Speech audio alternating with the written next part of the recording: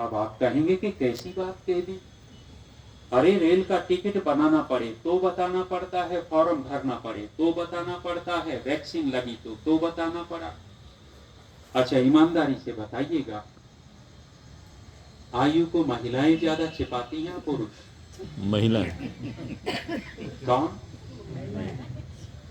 ईमानदार तो हैं, लेकिन हम तो पक्षपात करेंगे नहीं, ये भी कोई दूध के धुले नहीं है। यदि आयु नहीं छिपा रहे होते तो मूंछ काली करने की जरूरत पड़ती? ये आयु को छिपाने का ही तो चक्कर है, बाल काले किए घूम रहे। तो ऋषि ने कहा आयु को छिपा कर रखी, कैसी बात कह दी, और यदि छिपानी है तो ये तो बहुत अच्छी बात कह दी। माताएं बहनें कहेंगी कि हम तो ठीक करती हैं, लेकिन आयु का मतलब क्या है?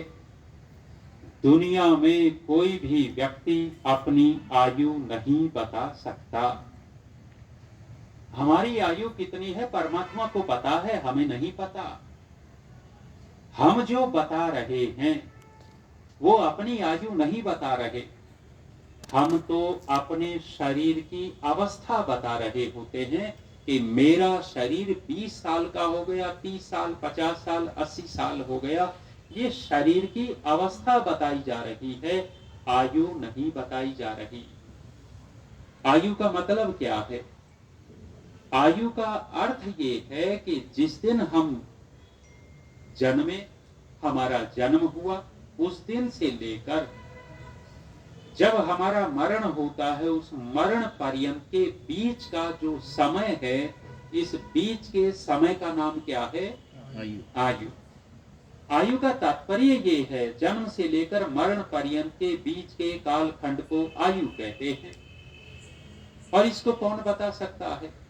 लेकिन ऋषि ने कहा तो कुछ तो रहस्य होगा। ऋषि ने क्यों कहा?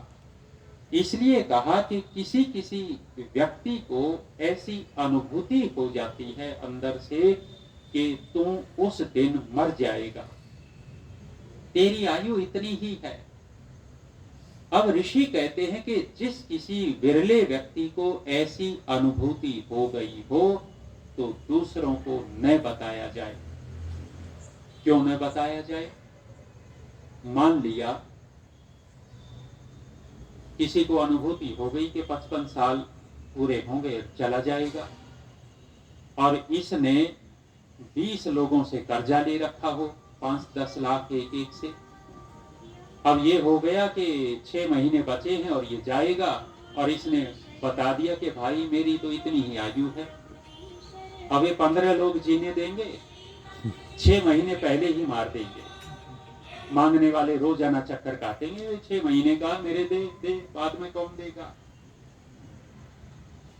मान लिया कर्जा नहीं ले रखा, परिवार में बता दिया, जो रोना धोना 6 महीने बाद होना था वो क्या हो जाएगा? 6 महीने पहले ही रोना धोना फालतू का। और ये बात कोई सिद्ध नहीं होती कि इतने ही दिन बाद मरेगा।